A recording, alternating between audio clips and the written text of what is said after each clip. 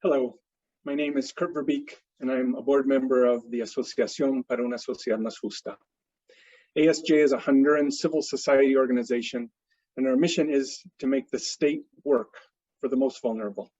We focus on violence and corruption, especially in education and health.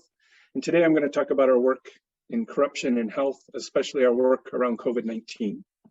I'm mostly here because I'm an English speaker, but we have a staff of over 80 brave Hondurans trying to create a more just society. 80% of the Honduran population is in poverty, and 80% use only the public health system. The middle and upper class use private healthcare. So over the last 10 years, we have investigated corruption in the health sector, especially medicine purchasing and corrupt hiring practices. Our investigations have been front page news. People have ended up in jail, others have been fired. But we're always trying to make the healthcare system work, and we've seen big changes.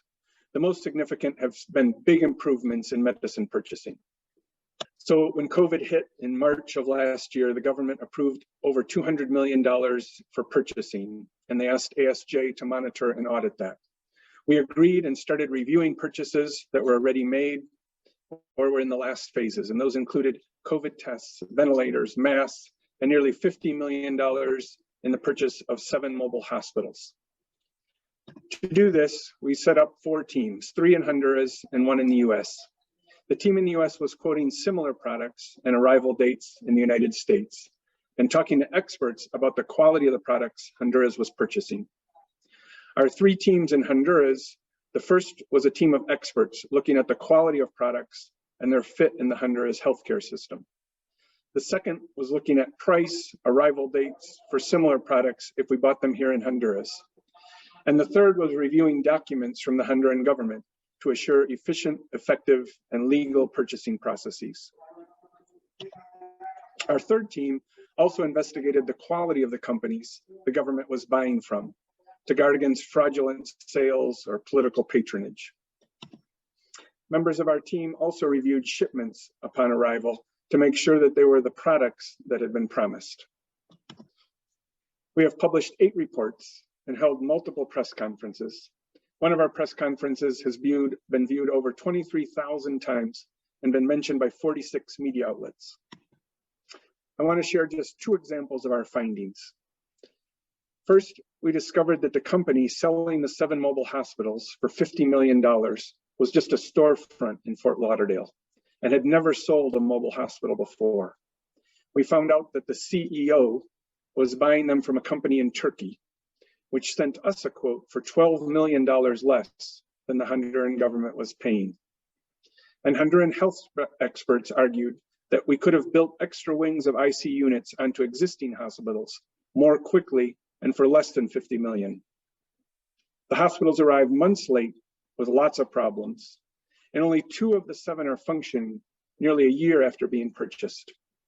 And the Honduran ICUs are bursting at the seams today. A second example, we documented that Honduras bought 250,000 COVID tests from a very respected Korean company and at a very good price. But no one bought or even asked what was necessary besides the test kits.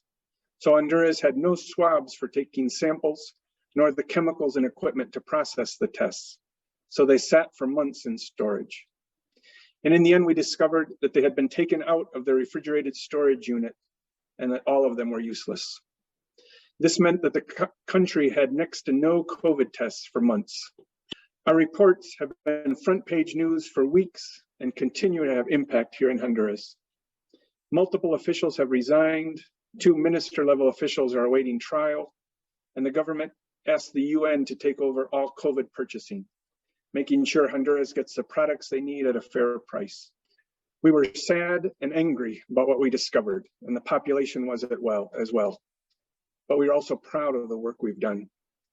And what we did was a clear deterrent to future corruption, and in the end forced the government to take steps to improve purchasing. And our COVID work and our commitment to create a more just society is not over. Next week, we have a press conference to launch our effort to monitor and investigate the COVID-19 vaccination process. Thank you all for your attention.